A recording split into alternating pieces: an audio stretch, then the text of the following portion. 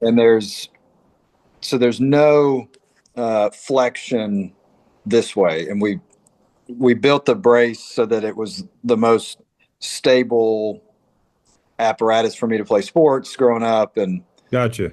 uh, so there's not a whole lot of I can shift pressure and shift body weight, but as far as um, like a push from the forefoot, that doesn't really happen.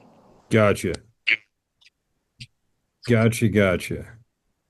I'll let you get your iPad set up and then we'll rock and roll. Okay. Let me type this meeting ID in.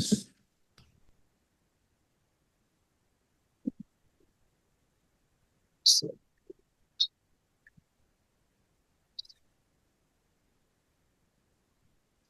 222. You said you're at the honors, right? yes. The place is sweet. Well, you will have to make a trip down. You won't have to beg very hard, man. I will I will definitely take you up on that one. It's kind of like it's funny, as many times as it's hosted like the NCAAs and everything, it's still kind of under the radar a bit.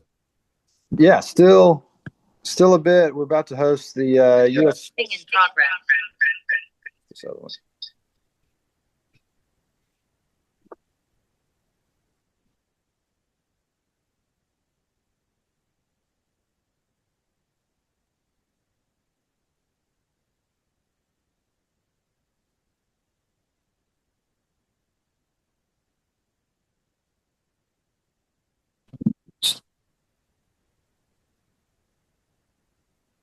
There he is. All right, can you hear me now? Yeah, I can hear you fine, bub. Okay. You said you were getting ready to host something there? Yeah, the women's AM is coming next year, and then the USAM is coming in 31. Gotcha. Well, that'll be cool. Yeah, that's gonna be great. Yeah. Unfortunately, women's golf still doesn't really get that much exposure for you, but better than No. right? Yeah. Cool. So I guess what I want to start with is, now that we've kind of figured out that ankle thing, uh, tell me a little bit about your golf game, kind of what you're going through, what you're trying to kind of solve for, all that fun stuff. Yeah. So I went down this road of trying to get some good, maybe someone that had seen something similar, and I was watching something on Instagram of Jordan Thomas, who grew up here in Chattanooga, and he was working with John Tattersall. So I reached out to John, figuring, hey, maybe he's got a little insight into maybe a similar issue of mine, and and I wasn't a super fast player, like 102 club head speed, Okay. um, and then he was able to really help kind of break some things I thought about the golf swing, and really introduced me to a whole new world, and got the speed up pretty quickly to, I would say I cruise now between 108, 112, and um, during some speed training, I've gotten it up into the 120s. But decent player enough to play in the state am this year, playing the mid am, state mid am this year, and compete in some stuff. And that's the goal, is to keep competing and just to see how far I can elevate the game in the amateur world and club championship stuff. But I have been really struggling. I guess he and I have been working together a year and a half. I continue to struggle with the irons, and when I want to add speed, it introduces this left miss, and it seems to be that way with the driver. Maybe less with the driver. I can kind of manipulate it a little bit, but anytime I want to really add some extra oomph to anything, or really try and continue to build speed in, I keep getting this left miss. That kind of starts at target and then finishes left of where I'm looking. Yeah. And then I saw a video of you talking about just face and speed, and just thought I'd reach out. Yeah, man. Well, sweet. Well, thanks for reaching out. Um, I definitely think there's a lot of opportunity here for you. Obviously, you can play. You wouldn't be doing mid-am stuff if you couldn't play golf. So I know that you can play golf. So I want you to realize that I'm aware of this. So what I try to do for people is try to help them understand like the consistency part to this. And essentially, if we've got our body doing one thing and then we've got our club doing the other, it's almost like we kind of get this going on. Yeah. When we can time it up and get those things to kind of happen together at the ball, we can play some pretty good golf, hit some pretty nice shots, do the things that we know we're capable of doing. But when we have the body and the club kind of doing these opposite things, what ends up happening is it becomes a game of timing. Yeah. And, with my tour players, the selling point to them is they're very, very good and they're able to go out and shoot, 60, 61, 62 any day of the week at their local golf course. Like that's not that hard for them. What's hard for them is shooting that 60, 61, 62 4 rounds in a row. And Hmm. that's what makes the tour really difficult is that they have to play 4 rounds of golf. And when you're kind of relying on some timing, that gets really difficult, especially when you get to Sunday afternoon and the pressure starts mounting. Hmm. So what I'm going to kind of try to do with you is kind of go through this. I know John well. I think John's a smart guy. I like what John does, John Tattersall. Um, I don't know that John really sits down with people and kind of explains the concepts to them, but versus like giving you an anatomy and a physics lesson, we're going to kind of talk about your golf game and kind of what's going on and how you move. Does that make sense? Yeah. Yeah. Awesome. So the thing is when we look at your iron swing here, or we look at your driver swing, or we look at a wedge swing, or anything, what you're going to find is that the movement pattern that you use with your body stays the same. Okay. A lot of golfers don't really understand that. They think they have different swings for different kind of components to the golf swing, meaning that they think they have an iron swing, they think they have a driver swing, they think they have a wedge swing. Well, the movement of the body is more or less the same. And then we kind of try to figure out the movement we need with the club to kind of match up to the task. Does that make Hmm. sense? It does. Cool. So we can look at both. I'm just going to start with this iron because you said the irons are really kind of the problem. Yes. Okay. So the first thing that I kind of noticed, and I'm going to jump way ahead and then I'll kind of go back and we'll figure out how we got there. The first thing that I really noticed with your iron swing is that if we kind of think about this low point scenario,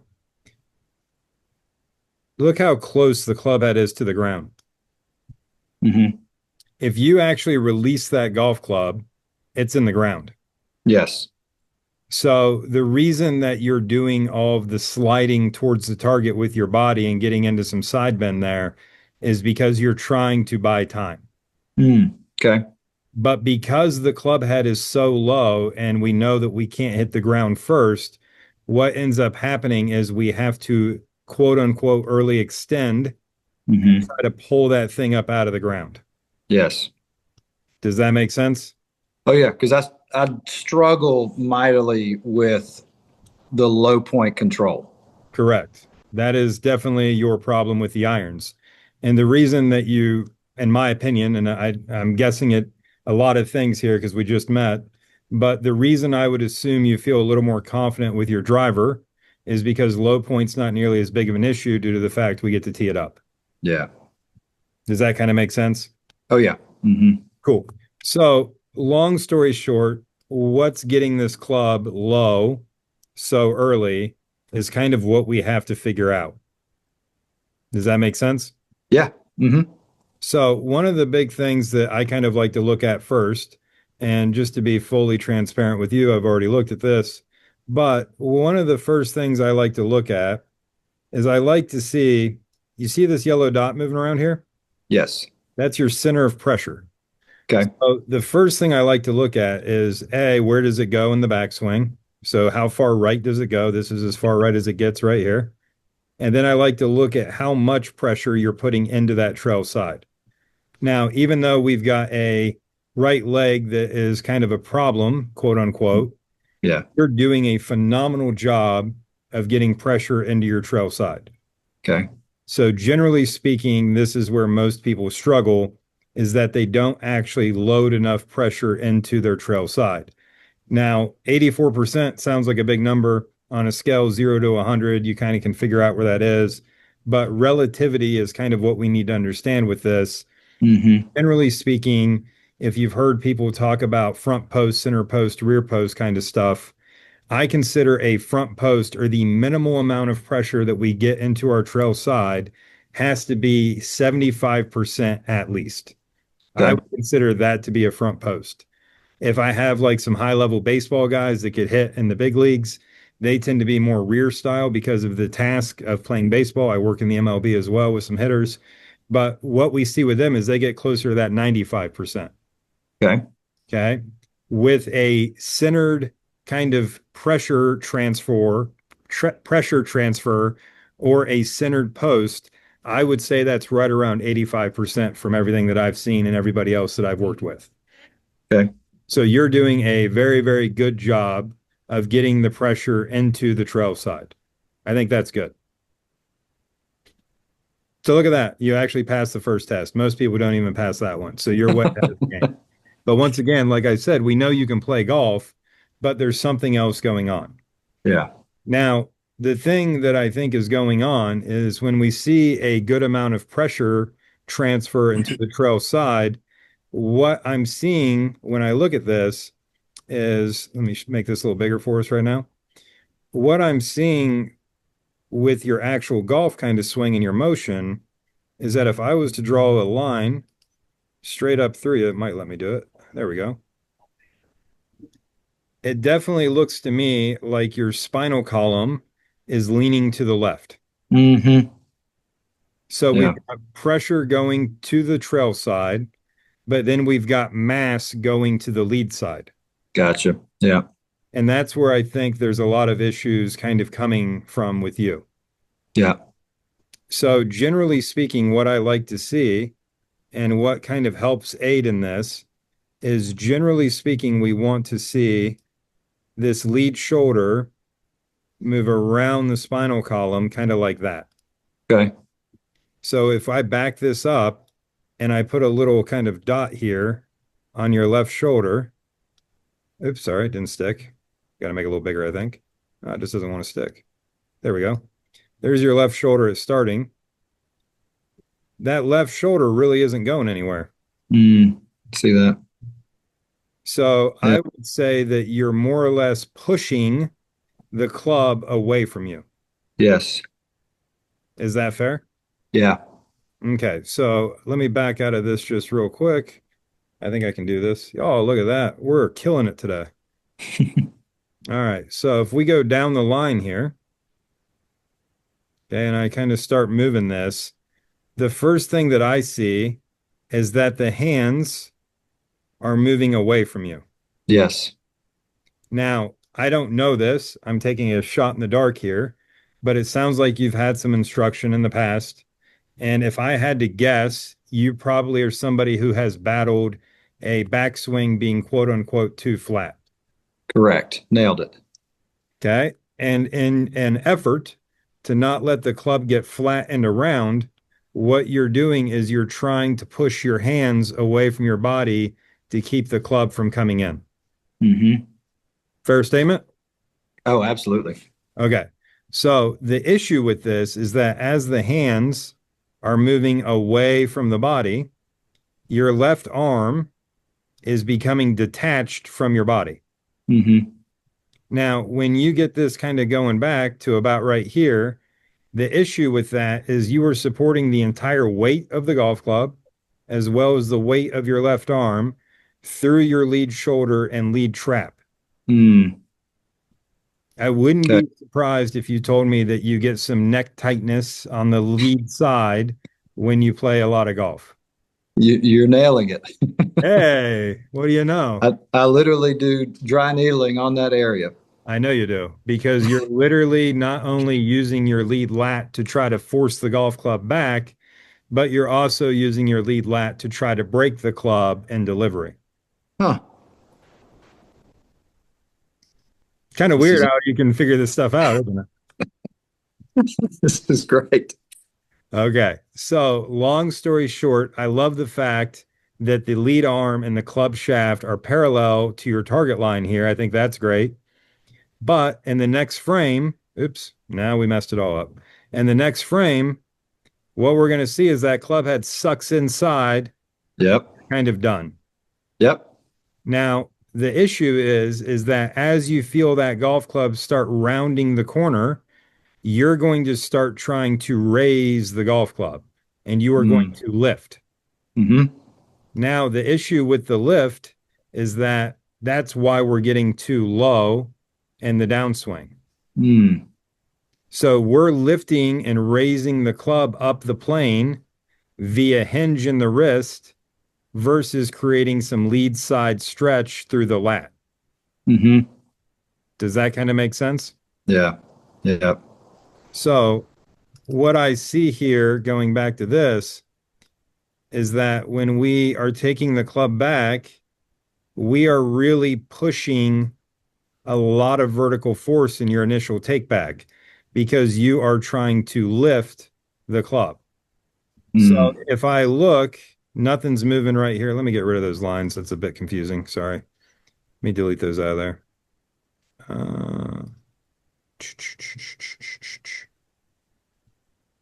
let me get the, oh, come on, give me the drawing tools. Where's my, you know what? It's being a real jerk. There we go. Let me get rid of these. You think they'd give you a clear all button? I don't think they have yet. Okay. So when we get out of here and we look, this top line is your vertical force. Okay. Okay. Now you kind of create an early spike in the initial takeaway. I don't see very many people do that. Is that a is that a indicator of potential future speed or not? It doesn't it I think it's mean really anything. what's messing the whole thing up, to be honest with you. Okay. And the reason I think that, and the reason I think you have so much potential is we want to be de-weighting in the backswing. So you Okay. can see we've got this line that kind of cruises. Oops, I went to a different one. Sorry. My mouse is being a piece of shit. I'm sorry. But we've got this line right here that kind of would go across at about 100. Mm-hmm. So 108's there, so 100's about right here. So this is where you're not moving and you're just resisting gravity and not falling towards the ground. Okay. But we're ramping up the vertical force, but during the backswing, we want to be lowering. And you don't Hmm. get back to 100 until about right here at parallel. And then you see that you try to do this de-weighting phase, but Uh-huh. it's really elongated in time and it's not very dynamic and it's not getting down as much as we would like to see it as quickly as we'd like to see that happen. Okay. So if you think about this, we've got this kind of spike from this point to here. You see how rapidly that's changing? Yeah. Yeah. Very dynamic. We like the sharp kind of spikes. Okay. But we want to see the de-weighting to look kind of similar. It can be a little more rounded at the bottom because we kind of have a soft catch at the bottom. But when we think of de-weighting, if I'm going to jump, I go down and then up. But we want to make that down rather quick, and we want to have it happening during the backswing. So can I ask you? Sure. Okay. So when I'm looking at that, I'm standing here thinking about my takeaway. Are Yeah. you saying I see the movement up, what you're talking about. So in my backswing, am I feeling like not sinking, but am I just like kind of I'm trying to get a good understanding of that. So the right leg, if you think about pressure, Uh-huh. okay, and we know that you make a good amount of pressure, like that's not our problem. But pressure is the action force that leads to the reaction forces that we're now looking at. Okay. Does that make sense? Yeah. So there's a lot of people who talk about a pressure shift. I hate that terminology because pressure is one dimensional. It's only up and down. It comes from the center of the earth, which is underneath your feet. So it only goes up and down. I Hmm. can't shift pressure side to side. I can only transfer pressure between the legs. Okay. So essentially, what I see in the initial take back is your right leg is straightening. Okay. So you're kind of ramping and kind of lifting the club to the top. That's Yeah. where I think this little hump here is coming from. Okay. Does that make sense? Yeah. Would you want that to be the reverse, like I would that? almost That want it to just stay flat for a little bit. just stay flat. Okay. Got Yep. it. So you do get it back to flat by here. But then we're trying to de-weight. And the issue is like I said, you can see how much the lead arm and the club shaft are separating because Yeah. you're raising the club through radial deviation. Yeah. Okay. So the problem is the more you try to go up, you're trying to force your lead side down towards the ground to make it go up. Mm, But your lead side is getting trapped in front of the golf ball. gotcha. That's what's really throwing off the club delivery for you. Okay. The reason I know your neck hurts is because if you watch your head through this, you counter rotate your head. You see how your head's moving towards the target? Yeah. Mm-hmm. We call that a counter rotation. Okay. So do me a favor. Tilt Yeah. your head towards your lead side. Okay. Go ahead. Now Yeah. try to move your lead arm across your body like you're making a backswing. You feel how everything gets Yeah. crunched? Yeah. I do. Yep. So you literally aren't able to create much of a moment arm with your arms Mm, going back because instead of having this nice wide backswing where I let the left shoulder move across the body, you're kind of stuck on your lead side. And then you mm, have to figure out a way to lift it, which you're doing through radial deviation. gotcha. So if the head was the other way, I can keep stretching. Correct. Yeah. Okay. Does that kind of make sense? Yeah. But the thing that I think is really creating the issue is that for you, if I had to guess, I would imagine there's been some talk and you've seen in video that you kind of eat your left shoulder in the backswing. Where like coming. It's coming up in your face. Yes. Yeah. Yeah. Okay. So you know that that's not going to work. And you've kind of started to try to figure that out. But in an effort to get your left shoulder out of your face, you're lowering your entire lead side. Mm, okay. Makes sense. Now, the thing is when you lower the lead side, the body has to do opposites because of balance. So as you lower the lead side, the trail side starts to extend and go up. Mm, gotcha. Does that make sense? Yeah. Instead of if that line was flat and there was no spike in it, and I'm just turning around. Correct. Uh, okay. Yeah. Does that make sense? It does. So I think that the initial takeaway is what's really screwing things up for you. Mm, Now, with that being said, I said that I think there's a lot of potential with you. And the mhm. reason I think there's a lot of potential with you to gain some I'm not surprised when you said you can get it up to 120. I'm really not. And the reason I Okay. say that is because if we could clean up this de-weighting phase, all of a sudden you're going to have the opportunity to actually create some vertical force because you're not creating much at all. Yeah. You're only creating, looks like 129% of your weight and force. Yeah. So that's like 1.29, right? Which, Generally, with an iron, with better players that can move well, we want to see somewhere between 1.5 and 2 times the force. so all the time I spend doing all these workouts and specific training, it's not even getting used. Nope. Yeah. Because if you look where you're spiking your vertical force, the ball's moved Post. on. Yeah. Post impact. Now that really screws up club delivery for you. And that's Mm-hmm. why this face is dead shut and you flip the hell out of it. Mm-hmm. Mm-hmm. So the problem that we have with you is not so much the ground stuff, it's the swing stuff. Hmm. They are related. Okay. Does that kind of make sense? Yeah. Oh, yeah. So I want to show you something here. I want to go back into this video.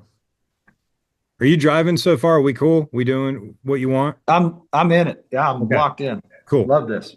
So the big problem that I see is this top position for you. I'll show you what I mean here.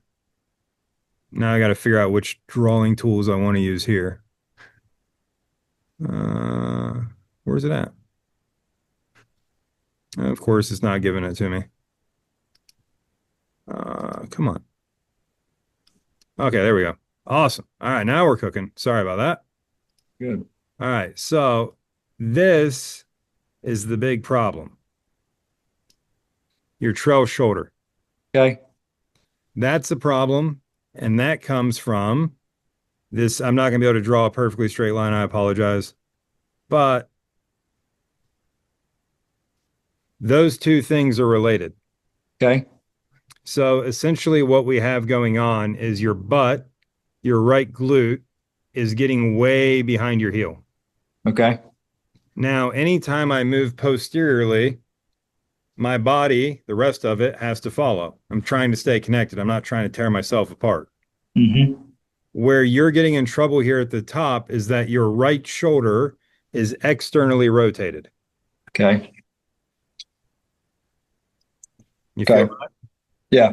So the ball socket, you're getting Yeah. all the way externally rotated at the top. Right. Now, the consequence of that is that your right elbow is well behind the seam of your shirt. Okay. Does that make sense? Yes. Now, I promise there wouldn't be much physics, but I do have to show this to you. This is kind of what the golf industry doesn't really understand and why I probably am doing better than I should be doing. One sec here. I love the physics stuff, so show away. If I can type, we'll be in good shape.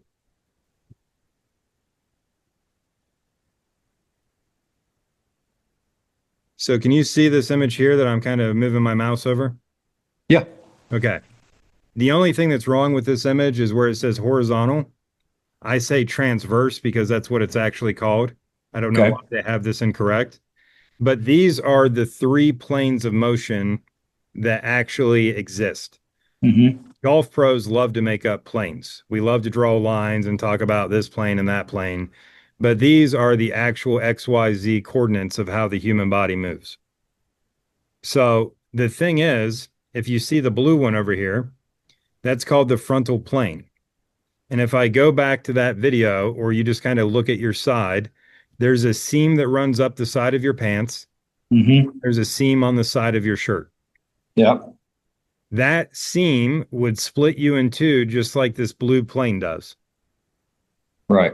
The golf ball only exists in the frontal plane. Yeah.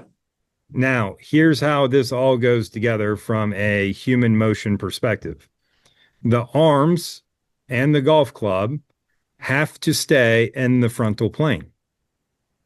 Okay. Now, this horizontal, as they call it, transverse, as I call it, plane, is your legs. Okay, so your legs work like this, Okay. forwards and backwards.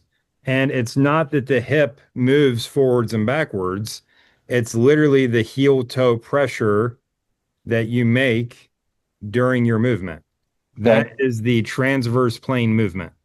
Okay. But we want the glutes and the hips and the pelvis, if you want to think of it, to not be rotating like this. Okay. Does that make sense? Yeah. Yeah. The sagittal plane is forwards and backwards, and that's your flexion and extension of your spine. Okay. Does that make sense? Yeah. Now, Isaac taught us, if you like physics, you remember Isaac. Isaac taught us that an object in motion tends to stay in motion. Mm-hmm. Now, the kicker is this. If I get the club way behind the frontal plane, Mm-hmm. I've now moved the arm into the transverse plane. Right. Now, the thing is before I can do anything in the frontal plane, I have to get back to the frontal plane. Mm-hmm. So I have to go this way to try to get back into the frontal plane to go down. Yeah. Now, we would call that over the top, and you're a better player, so you don't make this big over the top swipey move at it. So what you've learned how to do is how to lower the trail side as you move the club back in front, and then it buys you some time to try to do a Mm-hmm. little bit of work in the frontal plane. Gotcha. But the fact that you're late is because you're using up all your time trying to get Mm-hmm. out of that transverse plane. Gotcha. Does that make sense? Yeah. Yeah.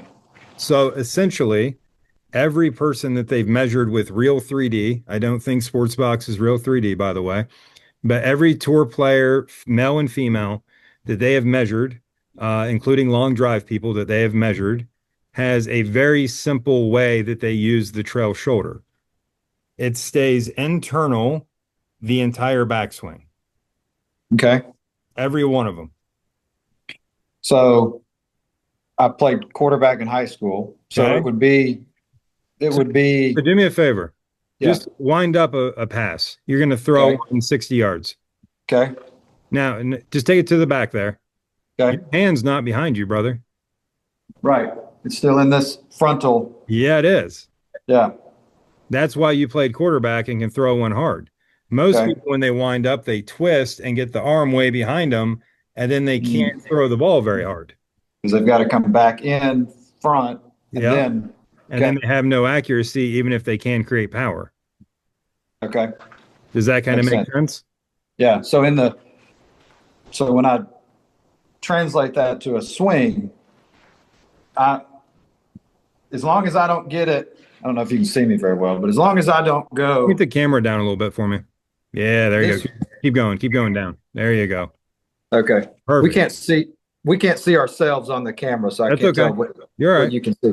But if I go, this would be the external Yep. and get, so am I thinking just here the whole time? Can you see me? Yeah. Just raise your arm like this. Okay. Okay. Now, move your left shoulder to your right armpit without pulling your right arm back more. Okay. Now, bend your right elbow a little bit for me. Money. Right there. Yeah. Okay. All right. Okay. So here's So when I put this it, is important. You ready? so it'd be here. Now, get your head to move more to the right and get your Okay. spine to lean towards your right side. Lower your Okay. right leg a little bit, bend your right knee best you can. Okay. Now, Yeah. give me more twist out of that lead lat. You should feel that quite a bit. Yeah. So that's you actually loading your trail spiral line, the Okay. myofascial system. Okay. So All right. I get that. yeah, I think so too. So the thing is if I go internal all the Yeah. way to the top, Yeah. then the only way I can go, because your shoulder can only internally rotate and externally rotate. That's how it works. Okay. Okay. So if I'm internal, then I get into transition and I externally rotate that shoulder. Yeah. Now, if you do that, go ahead and do that for me real quick. Okay. So Your I'm in right arm, you don't have to do the whole thing. Just do your right. okay. So now kind of start transitioning back towards the ball. Okay. You feel how that shoulder externally rotates. Yes. Freeze right there. Now your shoulder is externally rotated and the face is wide open. Right. Now square your body back up. You spun it out of the way on me. Okay, nice. Now the only thing you're going to be, excuse me, able to do is you're going to have to drive your pivot or your chest through to square the face up. Okay. Hey, look at that. Yeah.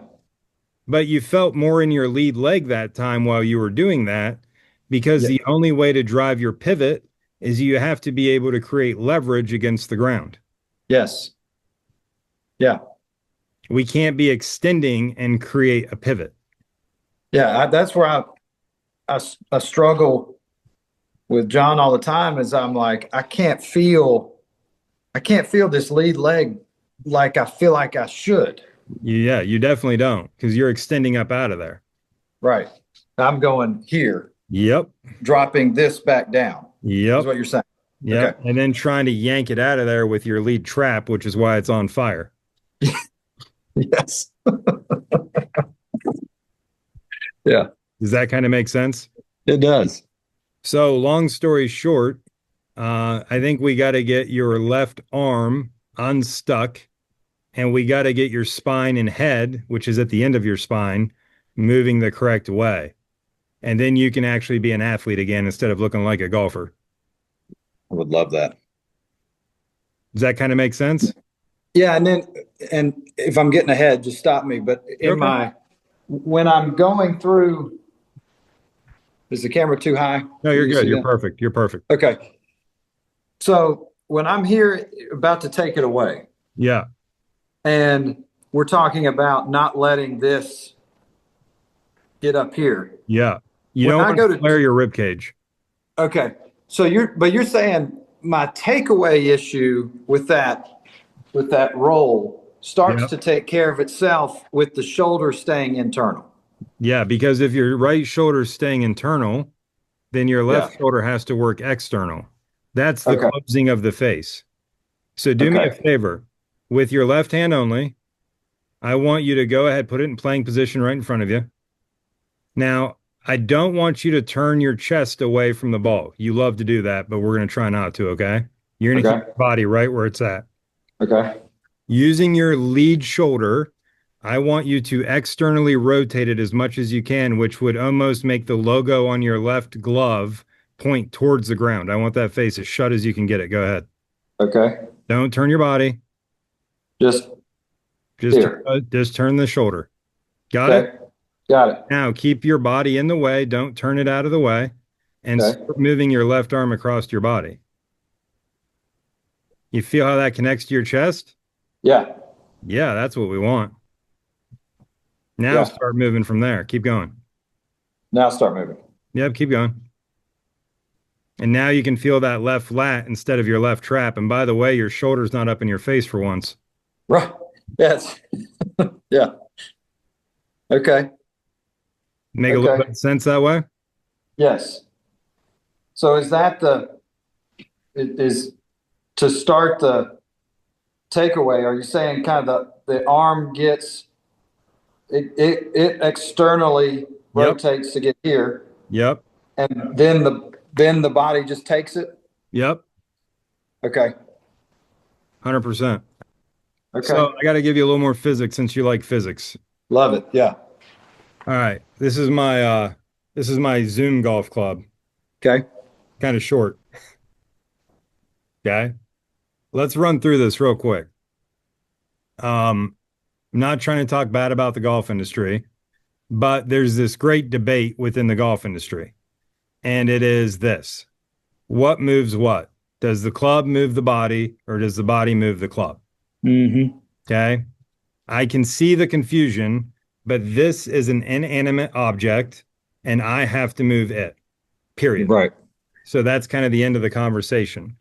Now, why people are debating this is because when I put this mass, which the golf club has, into motion, I could call that acceleration. If I accelerate a mass, it creates a force. Mm-hmm. So the golf club does create force that does act on the body. Gotcha. Does that make sense? Yeah. The forces that the club makes are twofold. It makes a linear force and it makes an angular force, which I could also call a torque. Okay. So here's how it works. This is a 3-iron. So the lie angle of this 3-iron is probably like 60, 61 degrees, somewhere there. The lie angle is the shaft, right? Mm-hmm. Now, if it was at 90 degrees, the club would swing straight back and straight through with its linear force. Mm-hmm. But because it's at 61 degrees, the first thing that this golf club wants to do is go behind me. Yeah. So the vector of the linear force is behind me. Mm-hmm. Does that make sense? Yeah. Okay. The second force that this club creates is angular force or torque. And the reason for that is the fact that this golf club is not a lab putter. If it was a lab putter and mounted in the middle, then it wouldn't want to twist. Mm-hmm. But because it's mounted in the heel and there's a lot of mass out here, this head is always trying to twist about the shaft. Mm-hmm. Does that make sense? Yeah. Cool. So let's talk this through. The vector of the angular force, the minute I put the club into motion, it wants to open. Right. Does this make sense? Yes. So here's why what I'm telling you works so well for people. If I externally rotate, through the shoulder, not just the wrist, Mm-hmm. okay, I am countering the angular force of the golf club. Right. If I go with it, it just gets wide open on me. Mm-hmm. So we want to counter that angular force in the backswing. Gotcha. Now, for the Gotcha. body, like we said, the linear force is trying to go straight behind me. Now, here's where you need a little bit of work. If I start turning this hip back this way, once Mm-hmm. again, I'm just along for the ride. Yeah. Now, if I just stand there for me, if you take your right knee Mm-hmm. and bend it towards the middle a little bit, Okay. you see how I did that? Yeah. You should feel your trail hip internally rotate a bit. Correct. You feel that? Yes. That is going to offset the linear force of the club trying to go behind you. So everything I'm doing is to counter the force of the club. Well, if you want to make an athletic backswing, absolutely. Yes. Okay. Makes sense. So do me a favor. You got a golf club there? Yeah. Grab it. Okay, get away from the camera where you're not going to hit anybody. Okay. Just flip this around. Okay. Perfect. Can you angle the camera down just a little bit? Yeah. Yeah, perfect. Right, a little more. Keep going, keep going, keep going, keep going, keep going, keep going. I know you can't see. Keep going. Keep going. Way down. Way down. Yeah, right there. It kind of keeps center stage and it keeps trying to find your face. Oh. Don't worry about it. So do me a favor. You ready?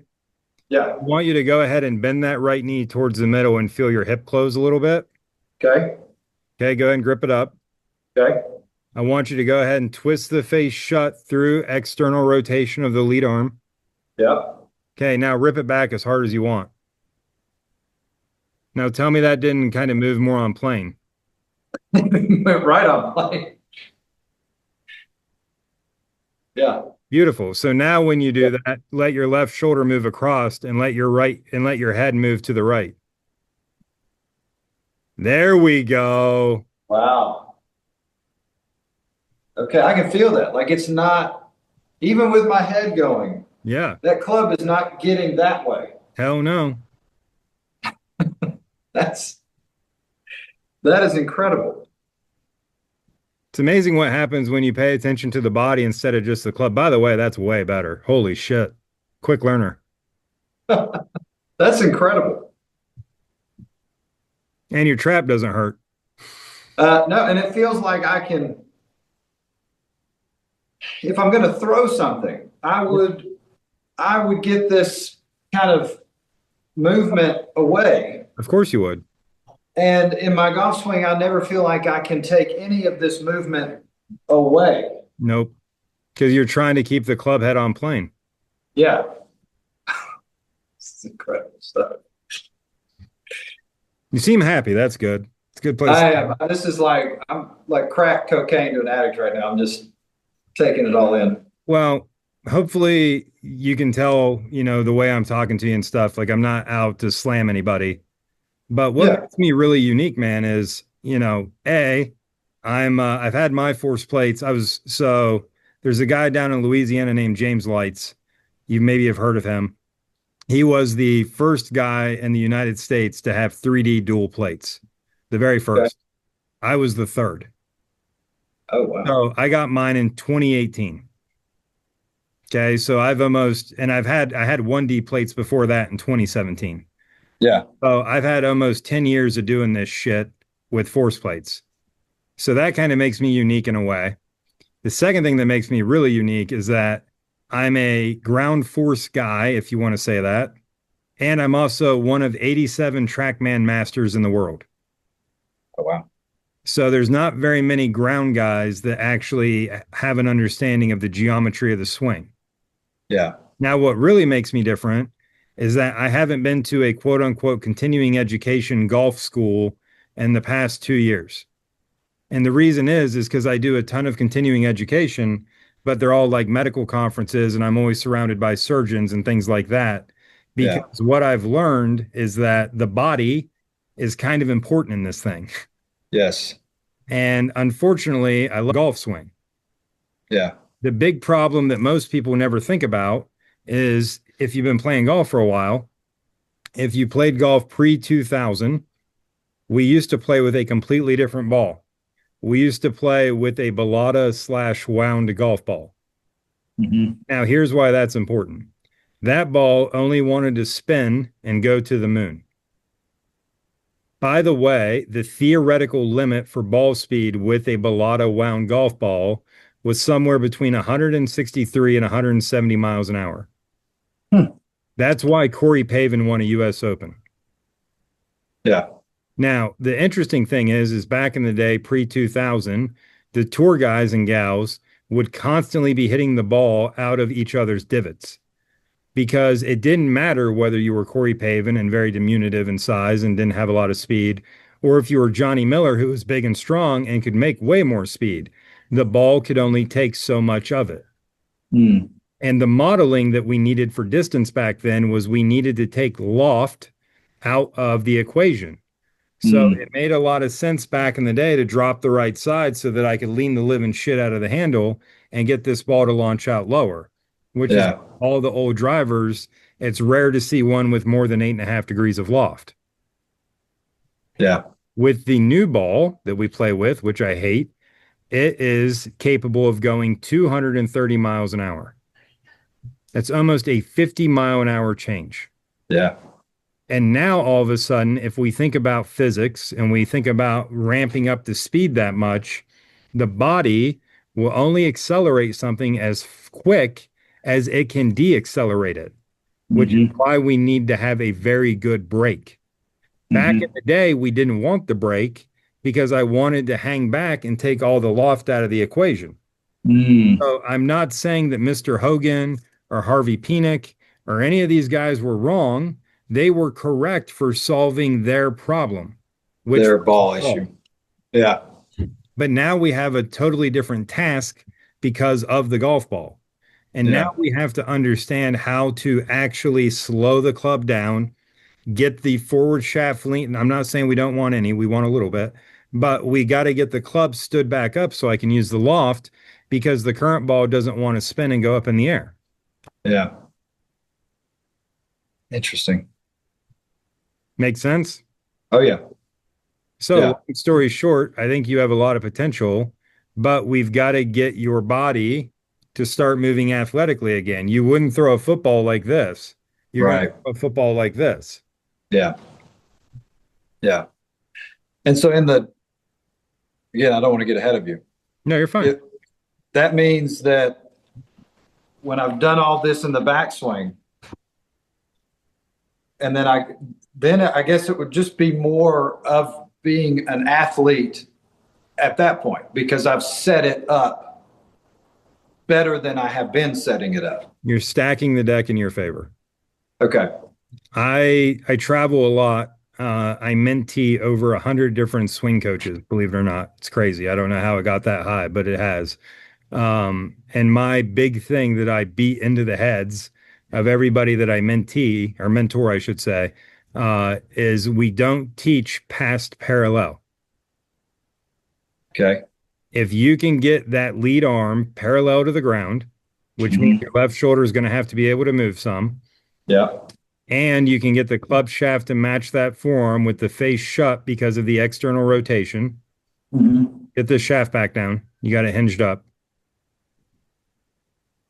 Get it everything parallel to the ground for me. Okay. Go ahead. Oh, here.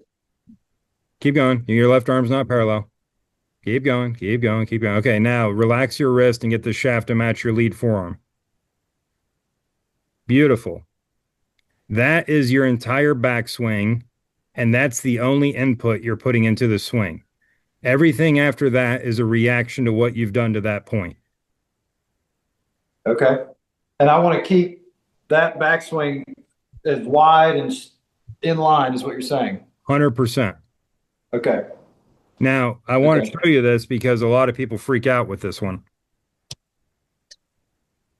You can see me okay? Yeah. There is forward shaft lean built into every single iron. Does Yeah. that make sense? Mm-hmm. They don't sit like this. They sit like this if I get it flush on the ground. So there's some forward shaft lean built in. Yeah. If I grip it with a neutral left hand, okay, and I go to put my right hand on there, there's going to have to be a fair amount of extension in my trail wrist. Right. Does that make sense? Yeah. Now, here's the kicker. This is why cameras lie, by the way. If I just manage that extension in my trail wrist and I move the club back to parallel, everybody in America says that's a great position to be in with the club. Mm-hmm. Fair? Right. Everybody says that's really good. Now, watch this. If I keep the extension the same, the club is now vertical. Yeah. And everybody goes, oh, you hinged it. Oh, I didn't hinge shit. Yeah. I just kept the extension the same. Yeah. So what we want to do is we want to recognize that the club doesn't twist in the hand. So another way that I could say that is that the face of the club is always parallel to the palm. Yeah. Now watch this. If I know that I set it up where I want this thing to start and I have this amount of extension, if I keep that extension the same, all of a sudden the face behaves quite a bit for me. Yeah. But I've got to work the club more behind the hand and get the shoulder externally rotated so that now I can continue to release it behind the hand and use my pivot to square the face. Yeah. And that's the real secret to golf. Because just like in the backswing, face wants to open, it's wanting to close going through. So that's And why we don't want it to open in the backswing, right? Because if Right. it's closing in transition, if I get it closing, I'm never going to use my pivot to turn it through. I'm going to have to use my body to try to open the face back up because we know a closed club face is how we have to get another ball out of the bag. Yes. And that's Yeah. why you can't use the ground very well and why you're so late, because that face is closing coming out of the transverse plane. So now you have to try to buy some time, which is why you're sliding all over the place. Wow. That, so when By the so way, when- real quick, because I'm running out of time and I'm Okay. sorry. I'm just absolutely slammed right now. The reason I know that there's massive potential, not only in this de-weighting phase, but the thing that I see, if you watch your pressure, that yellow Yeah. dot right there, Yeah. it never stops going left. Mm-hmm. So essentially, you're never getting your pelvis to stop to where you can turn. Yeah. You just kind of wash through it the whole way. And Yeah. what better players are doing when they're making the vertical force at the right time is about right here where you want to release that or start to release that club. We're going to see this yellow dot kind of button hooks back around. Mm. That's what stops the body moving left, which acts on the kick point of the club and makes it release. Mm. So Yeah. I don't have any of your TrackMan or Foresight data, but I would imagine you're very, very shallow with your attack angle. Yep. Have a hard time making a divot. Well, There's a lot. Yep. when I kick the kick point of the shaft, that forces the head down, which is Yeah. what creates that angle of attack and takes the divot. Gotcha. Make sense? Yeah. Did I answer any questions for you today? This was amazing. How do I get back on your schedule? This is incredible. Yeah. So this is the initial eval, which is great. It's a great place to start because it's, Kevin Kirk is a dear friend of mine, great coach, love him to death. And one thing that when I was learning how to coach, I went out and spent a week with Kevin. And, he's really good about, watching you guys hit some golf balls. And then he would like throw you on the cart, take you back to his office, sit you down, and like walk you through this stuff. But the Mhm. nice thing is by going through this, it allows me and you to get on the same page. Yeah. So what we can do now is if you want, we can sign you up for the coaching program or I would tell you to go on the program because you get way better access to me. Okay. But what we can do is we can start giving you some drills and things like that to do because you're never going to make these changes with a golf club in your hands. Mm. We got to train the movement pattern. Yeah. Then once we kind of train that up a little bit, then when we add the golf club back to your hands, you got a chance of doing it. But Okay. right now, when you put that golf club in your hands as a golfer, we always have judgment over what the ball does. Mm. Therefore, we're going to fall back into what we know how to do immediately. Yeah. Does that make sense? Yeah. So what I'll do is I'll send you an invoice, and then I can also, depending on how quickly you want to get going, what we can do when I send you the invoice is you can just reply to the email that or the you have my phone number too. You can just text me and let me know some of your availability whenever you want to start, and then we'll get you on the calendar and get you rocking and rolling. Okay. Awesome. Sound cool? Yeah, Michael, thank you. This was, I mean, I don't have enough words to describe how cool this was. Awesome, man. Well, I'm glad to be of service and be helpful. Like I said, I don't know where the rest of the industry is, and I don't know why they don't do a better job, but you can't just constantly chase the shiny thing on the end of the stick. Yeah. Cool? Yeah. Totally get it. Awesome. Awesome, man. Thank Well, you for, if you want, when you turn the camera off and I can't see what you're doing, you can play around with a little bit of it since you're there and can hit some balls. But really want to make sure your checkpoint is both the lead arm yeah. and shaft parallel to the ground and the logo on your glove turned all the way down to the ground. Yeah. And then to get it more up, instead of trying to lift it with the arms, we're going to kind of let the left shoulder and the head both move more to the trail side, and we're going to really stretch that lead lat. Okay. Make sense? Yeah. Makes perfect sense. Cool. All right, man. We'll have some fun with it. Shoot me a text message. I'll get that invoice over to you and we'll rock and roll. Love it. Thanks, buddy. All right, man. Thank you. I appreciate it. Yeah. See ya. All right. Tell your buddy I said bye too. Okay. All right. See ya, Cheers. good to meet you. Yeah, man. You too. Enjoyed it. Thanks. Thanks.